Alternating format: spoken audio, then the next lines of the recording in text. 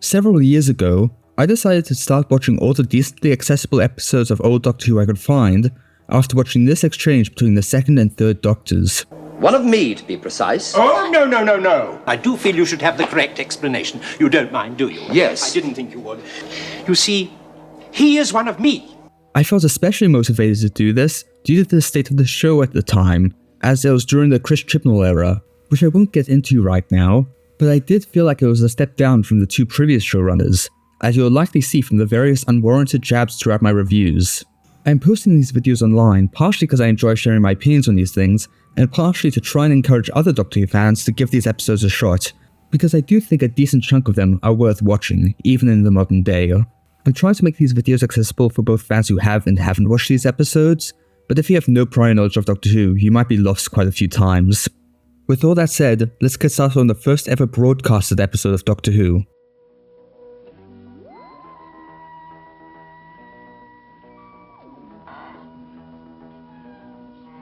To try and make this accessible for both fans who have and haven't watched the episodes I'll be discussing, I'm going to separate these videos into 3 parts.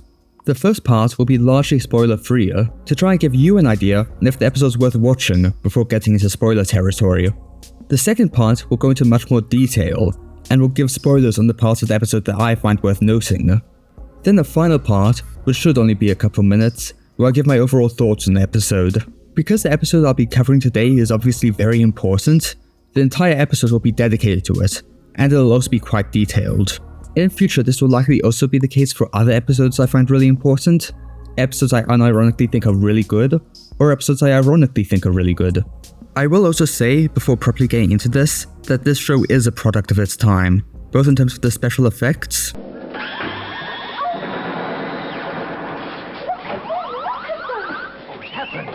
and on occasion more social issues.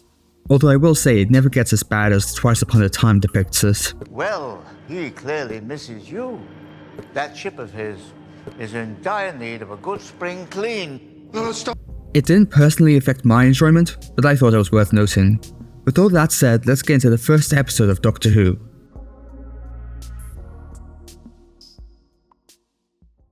For this episode, I'm going to keep this part brief and simply say I strongly recommend this episode. Not only because it's the first and obviously very important, but also because I think it genuinely does a good job of introducing both the characters and the premise of the show.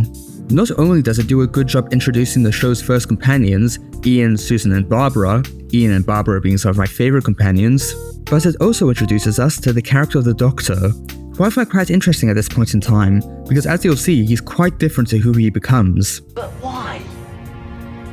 Look at these people, these human beings. Consider their potential. You're treating us like children. Am I?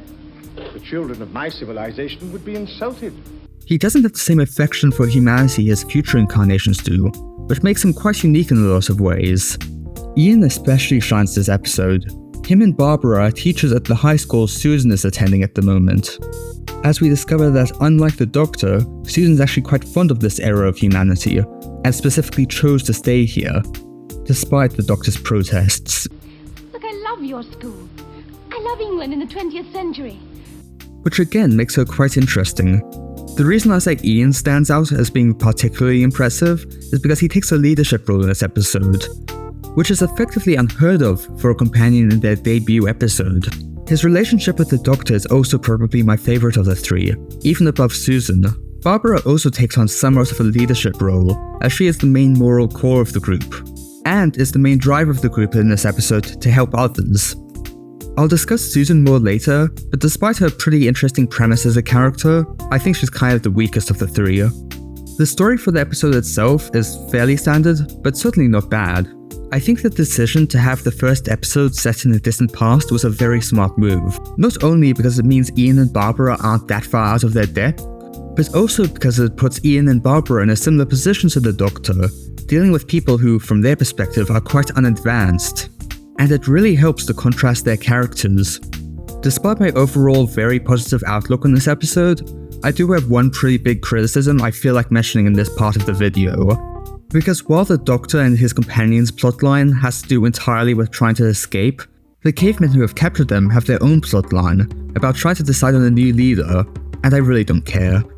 It takes up most of the latter portion of the story, and while there is the occasional scene I enjoy, it overall just doesn't really matter to me. At the end, there's a fight between the two candidates for the next leader, and I honestly couldn't tell which one was which. I kept mixing them up throughout the episode. Most of the caveman characters aren't very interesting either.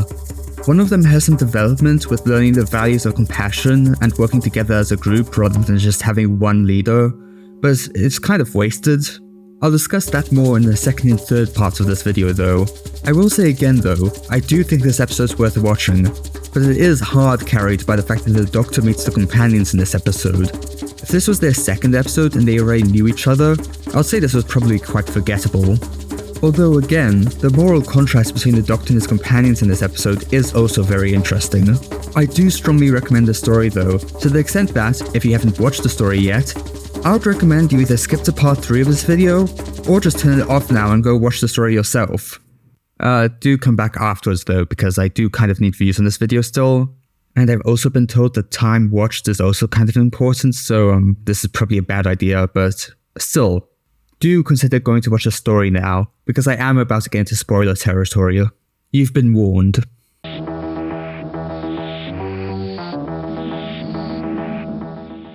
It goes without saying that this is a great intro, which is probably why it's barely changed in over 50 years. However, one difference is that in some of the older episodes, the intro continues to play over a bit of the story.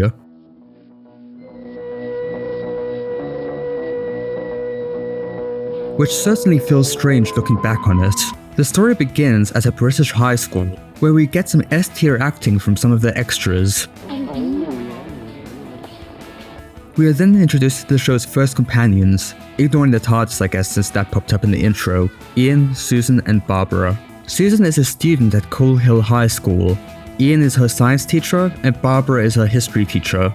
Both of them are fairly intelligent characters, but their expertises don't really come up that often in the story, which on second thought isn't that unrealistic.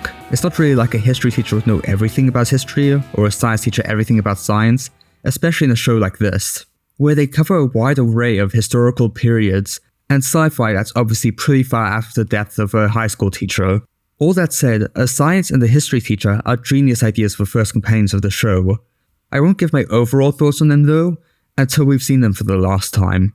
Or in Ian's case, for the second last time, since I'd have to wait too long otherwise. Anyway, the story really begins with Barbara going to meet Ian after school. It is clear they already have a pretty good relationship at this point, but they're still mostly colleagues. They both share stories of their troubles dealing with Susan, who seems to find science classes boring. Couldn't we deal with 2 active chemicals? Then Red could turn blue all by itself and we could get on with something else. And adamantly criticizes historical works and their accuracy. We also learn that the Doctor, who's claiming to be her grandfather, is a really bad liar, as he's told the school that their home address is in a local junkyard, where his TARDIS is. It's just an old junkyard.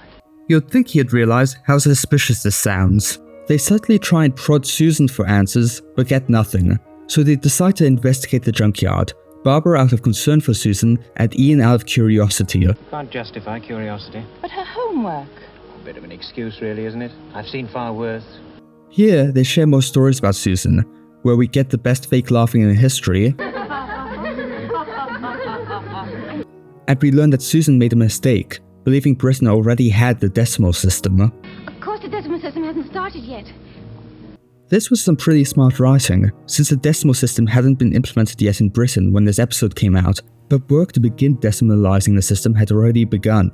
We also learn, conversely, that Susan's really stupid, as she can't work out a formula with only 3 dimensions. You can't simply work on 3 other dimensions. 3 of them? Time being the 4th, I suppose. Then what do you need E for? What do you make the 5th dimension? Space.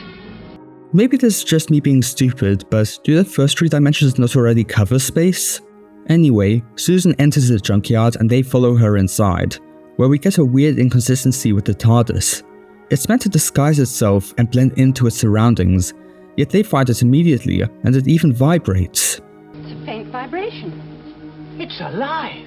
In most future classic stories, this won't be the case, but that's also possibly just because the TARDIS usually lands out of sight of normal people.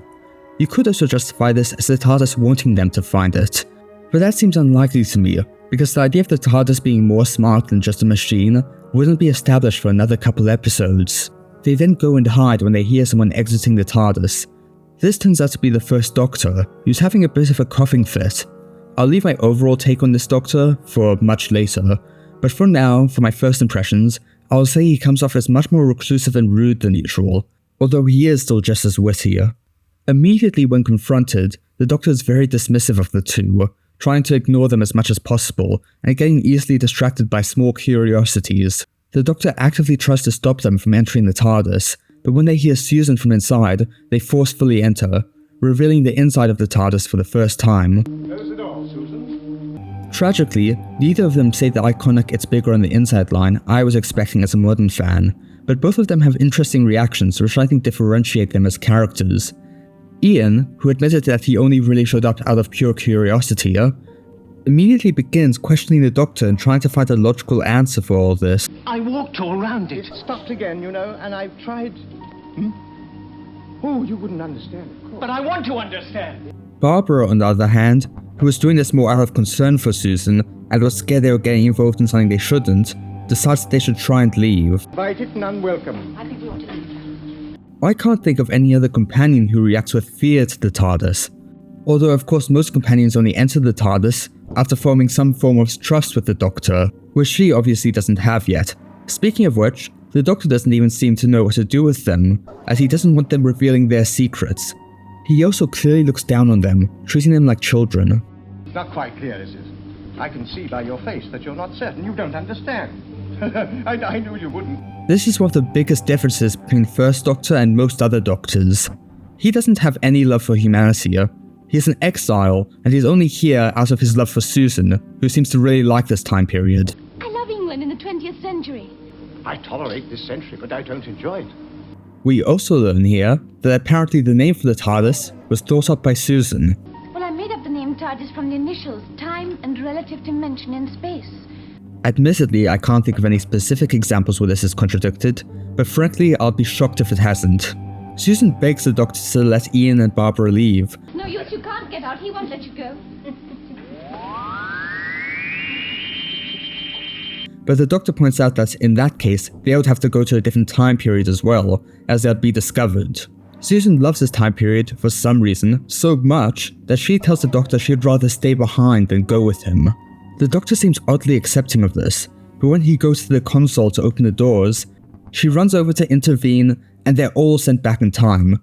Whether her intervening did this, or this was what the Doctor wanted to do to begin with, is hard to tell, but regardless, it's clear he wasn't planning to open the doors. Now's as good a time as any to point out what is probably obvious at this point.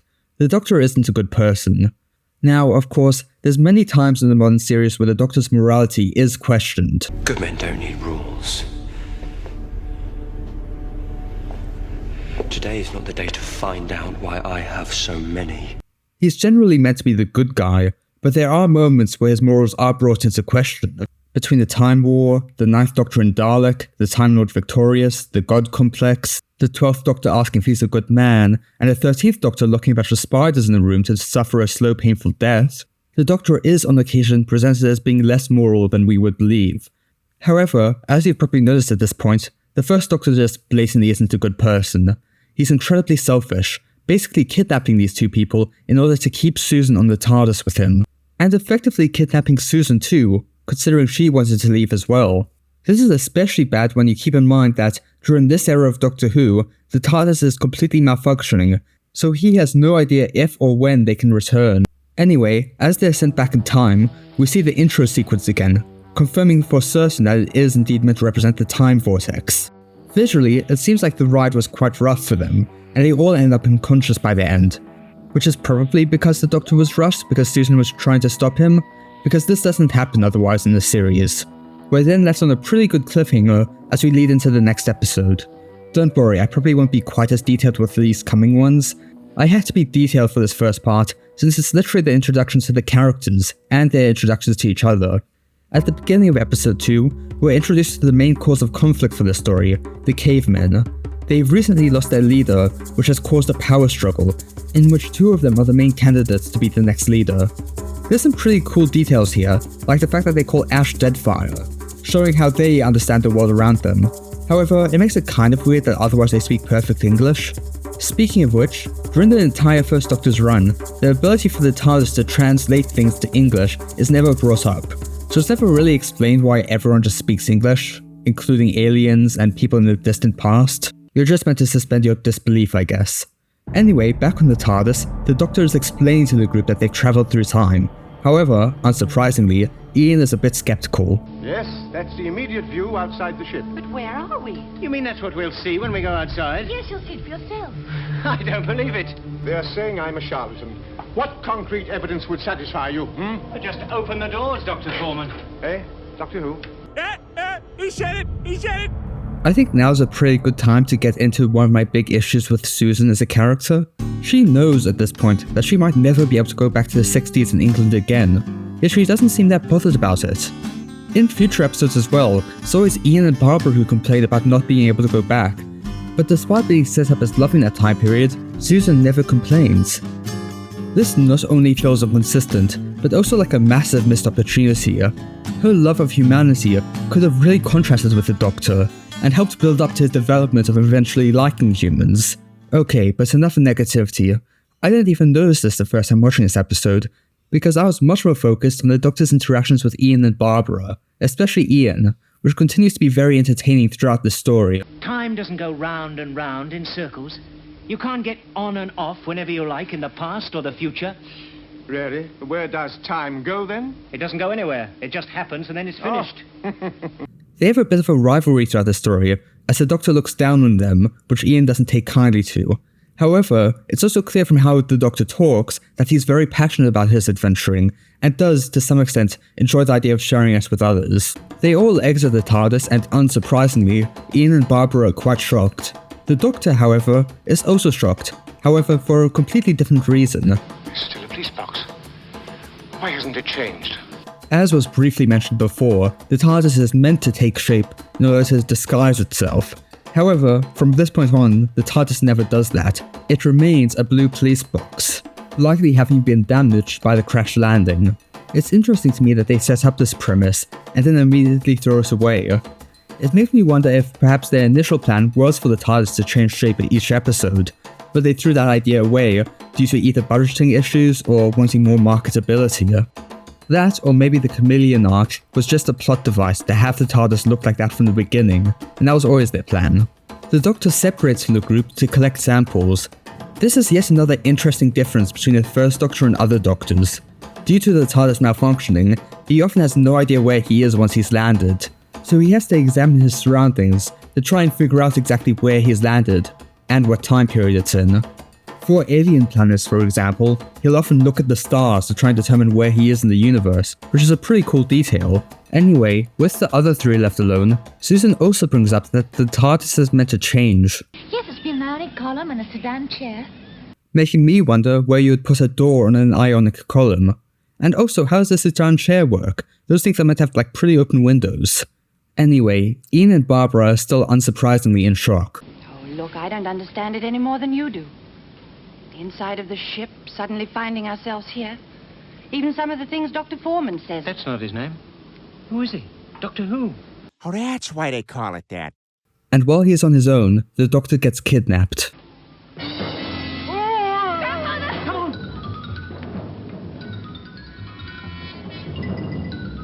The first threat the group has faced, and already it's the companions that have to go save the Doctor. As will be seen, however, this isn't that unusual for the First Doctor. Unsurprisingly, Susan panics. However, as will be seen, kidnapping is hardly a rarity with these stories, so considering the fact she clearly isn't used to this, it makes me wonder if perhaps kidnapping wasn't such a common thing before Ian and Barbara showed up.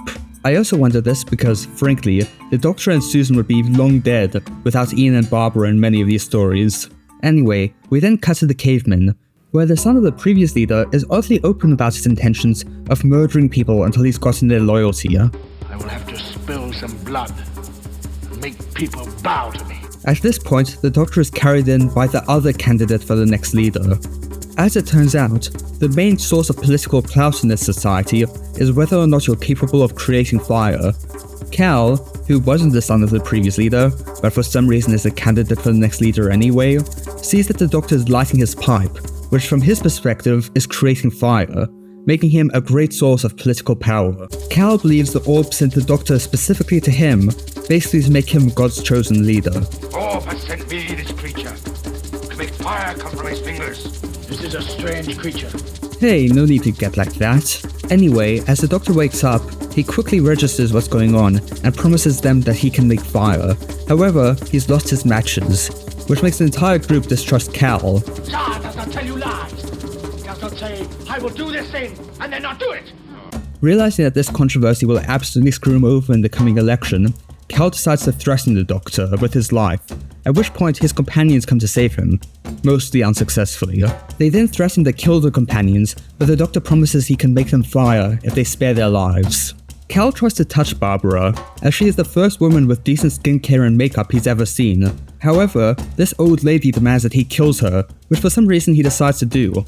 Zar stops him, however, saying they should be reasonable and wait for sunrise so that they can sacrifice them to the orb. They are then taken to the titular Cave of Skulls, 2 minutes before the end of the episode titled Cave of Skulls, making this the first clickbait episode.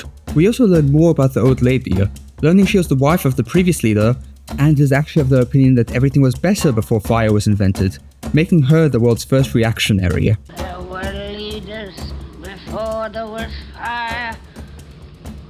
Fire will kill us all in the end. As the episode wraps up, the Doctor makes his first good decision and decides to apologize to them for kidnapping them all and sending them all to pre-agricultural Earth to be sacrificed to the sun. I'm sorry. It's all my fault. I'm desperate. Oh, don't blame yourself, Grandpa. As the next episode begins, we once again see how this version of the Doctor is different, and, may I say, more incompetent than other versions of the Doctor, as it falls upon Ian to motivate the group and solve their problems. Oh, it's hopeless, hopeless. Even if we do get free, we shall never move that stone. There's air coming in here from somewhere. It may only be a small opening. Don't count on it. Oh, you obviously are. Of course I am. Any hope is better than none. You're trying to help me. Fear makes companions of all of us. That's right. They successfully unbind themselves, and the old woman even shows up to help them escape, still staunchly opposed to this new technology of cooking your food before you eat it. By the way, before anyone gets mad at me, she's literally just called old woman in a script. It's not my idea to call her that. I mean, let's keep in mind this is caveman times, so by old woman they probably mean she's like 35 or something. As they're escaping through the titular Forest of Fear, by the way, in case you didn't notice, these episode names aren't very creative, the Doctor slows the rest of the group down due to his poor health, once again differentiating him from other Doctors. The group argues over how to get back to the TARDIS. Unsurprisingly, they're quite stressed out.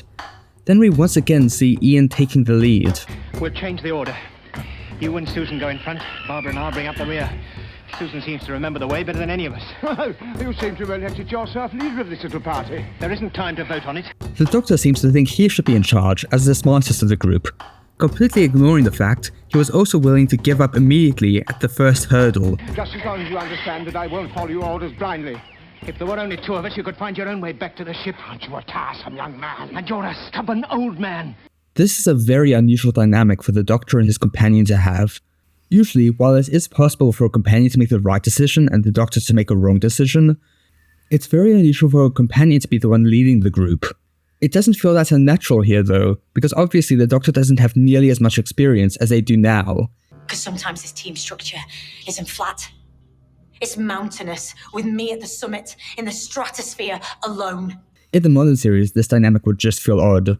We then get the first moral decision the group has to make together. Zar and this unnamed woman who will be married to him if he becomes leader are chasing the group.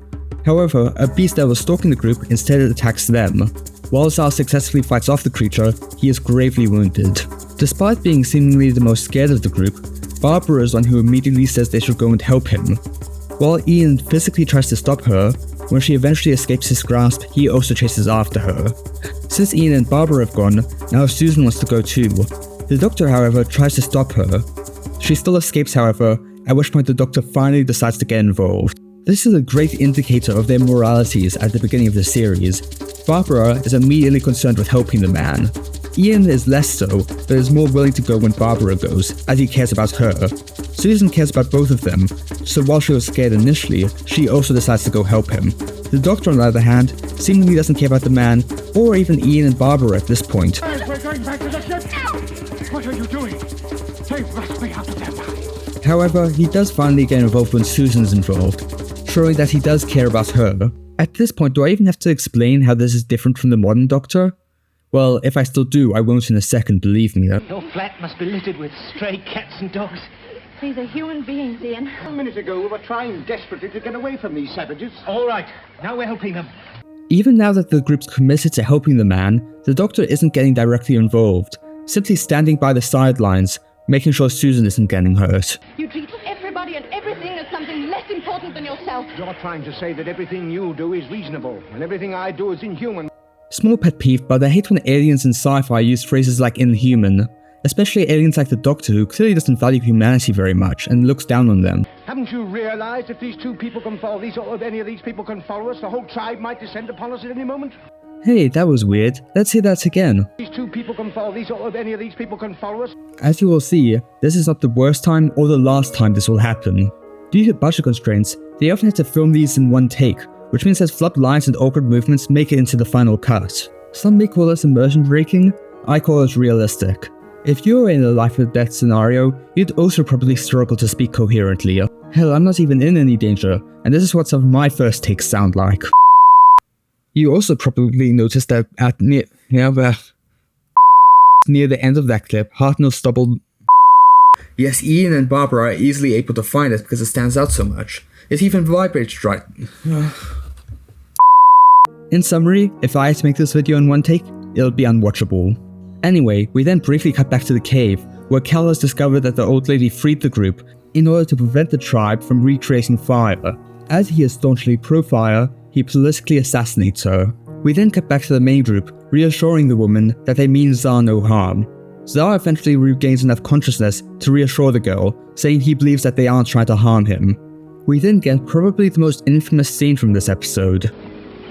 He's always like this if he doesn't get his own way.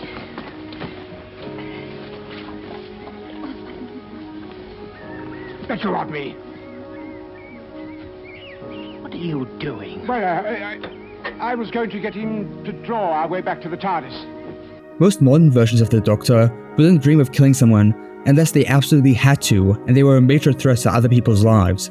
This version, however, seems like he's willing to do it simply because someone's an inconvenience to him. Back at the cave, Cal is trying to convince everyone that Zar, his fiancée, and the captured people have escaped. When people express doubt, Cal points out that the old woman is in the cave and they should just go and ask her. Unsurprisingly, they only find a corpse. Zar and her came to free them and to find the way to make fire. The old woman saw them. Zar, kill the old woman.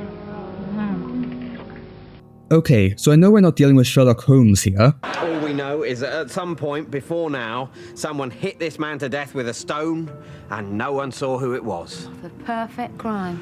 The perfect crime. But I have my problems here. First of all, it came to me in a dream will not hold up in court. My eyes tell me what has happened, as they do when I sleep. Second of all, the old woman was vocally opposed to the agenda of making fire, which means that she would have had motive to free the group. Finally, and most importantly, Cal knew that she was in the cave. How did he not know that she was already dead? Guys, I think Cal might have done it. It did happen off screen though, so who knows, maybe there'll be a twist ending, but who else could have possibly done this? Anyway, the tribe moves fast enough to ambush the group at the TARDIS, and the episode ends there. At the beginning of the next episode, Cal accuses Zar of freeing the group and killing the old woman.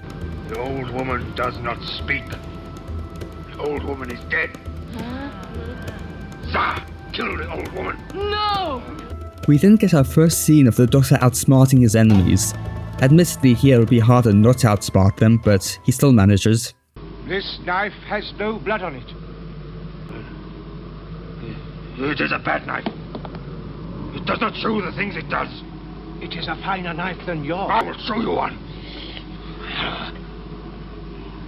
This knife shows what it has done.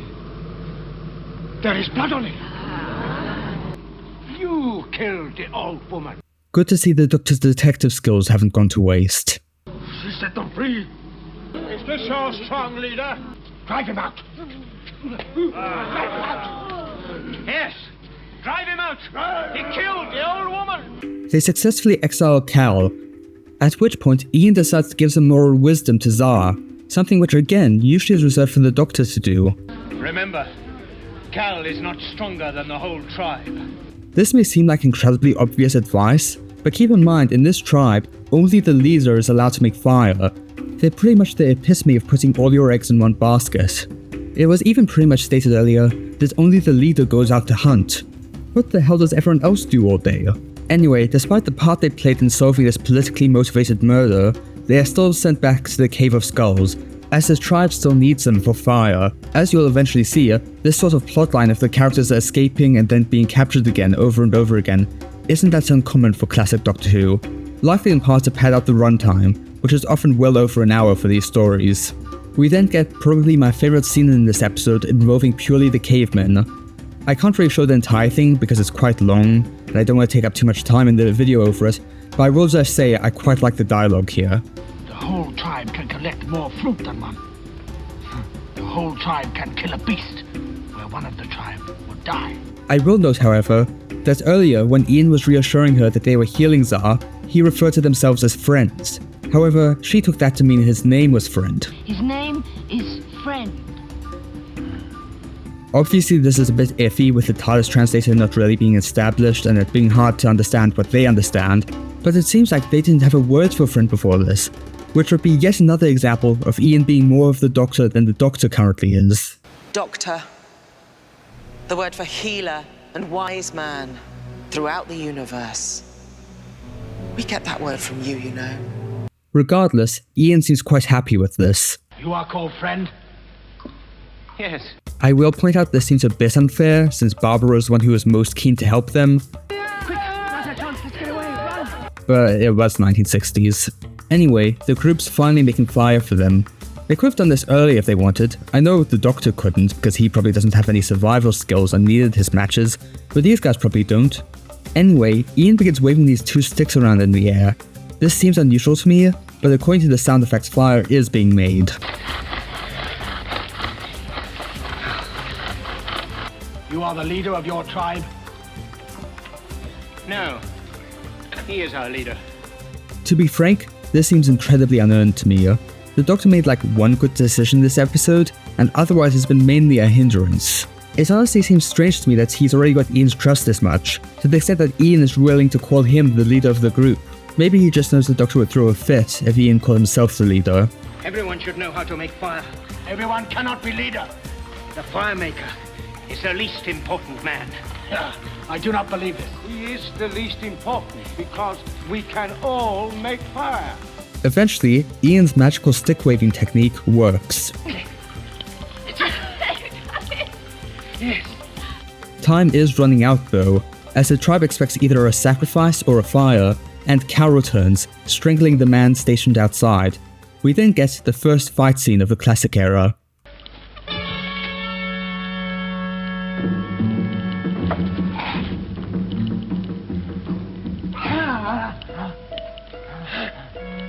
Okay, this is taking way too long.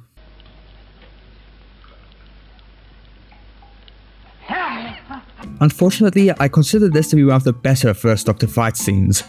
It's somewhat violent at points, and the lack of coordination actually works because they're both cavemen, so obviously they're not martial artists. Although as you'll see, the lack of coordination isn't unique to this fight scene. Anyway, eventually Zar wins. Having killed his only political competition, Zar then establishes himself as the leader. He then says he's going to go hunt for the tribe on his own, proving that he actually learned nothing from Ian. There is no meat. I will go into the forest and get meat. Unfortunately for the group, Zar is still under the impression that they come from a powerful tribe, and is now desperate for them to join together. When are you going to let us go? You will stay here. I have the meat. This basically just exists to give the group one more challenge before they can get to the TARDIS, but honestly it is pretty realistic and depressing. Zar genuinely thinks that there's no better place than his cave, so from his perspective he can't see why they would want to leave. There is no better place the other side of the mountains. Still though, they have to leave, and frankly, the plan they come up with is pretty messed up. Some way of taking the fire away from them. Scaring them somehow.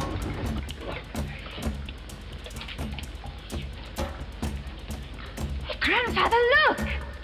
He's almost alive! Not alive, Susan. Almost dead.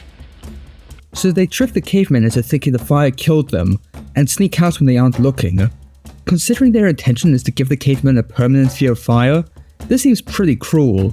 I mean, they're effectively stunting the growth of the tribe, preventing them from surviving any future winters.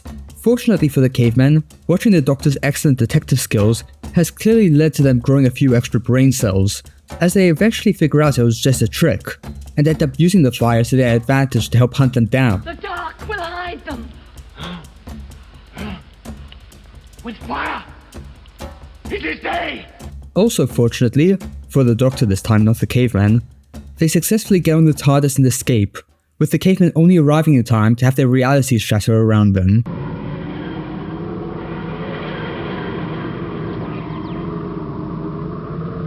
As the episode wraps up, Ian and Barbara get some bad news. Feed it with the right data, precise information to a second at the beginning of a journey, and then we can fix a destination, but I had no data at my disposal.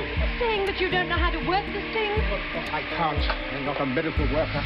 So the Doctor and Susan were definitely in that time period on Earth for quite a while before the beginning of the story, but he has no idea what to input into the machine to get them back there? That doesn't really make sense to me. I'd almost say the Doctor's probably lying here, but the thing is, Susan also wants to go back to that time period, and she doesn't call him out on it, but she'll probably know if he was lying.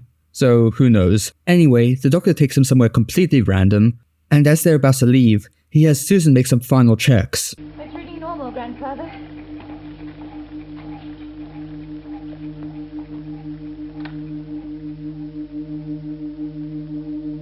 I don't know, maybe it's just me, but I'll probably have some alarm set up for that.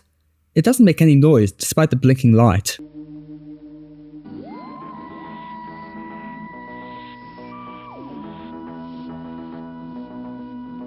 So as I said earlier, everything involving the Doctor, Ian and Barbara in this episode is great. I really enjoy all three of the characters. Even though I had a lot to say about the Doctor's morals, as a character he's still very entertaining to watch. As I said earlier, I think setting this episode in the very distant past was a very good decision, not only because it gave Ian and Barbara more to do, but also because it made it more believable for all of them to survive, considering all of them are less experienced than later. All that said, I do have quite a few criticisms of Susan so far.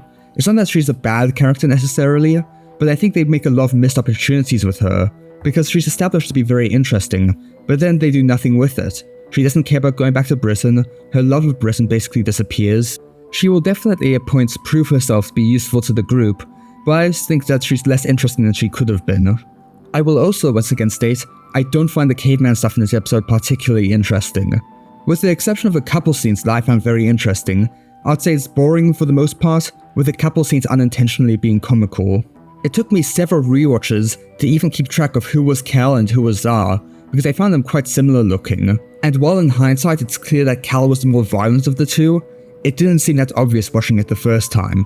Zar almost seems to learn something. I will speak with him.